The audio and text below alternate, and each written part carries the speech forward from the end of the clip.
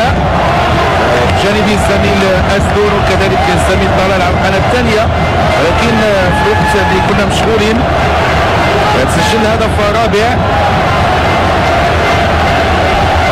غادي نشاهدوا الهدف الرابع لفائده المنتخب الوطني.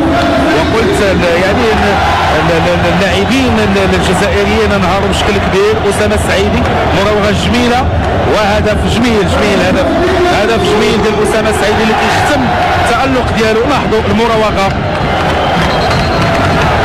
لاحظوا التقنيات العاليه والهدف بين الارجل ديال مبولحي. 4-0 الان لفائده المنتخب الوطني.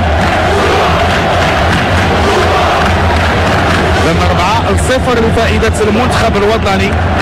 المقابله اصبحنا منشغلين فيها في الجهه اليسرى ببعض السلوكات.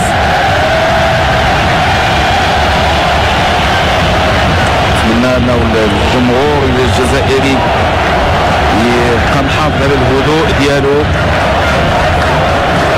صعوبه كبيره بالنسبه للمنظمين في هذه المقابله.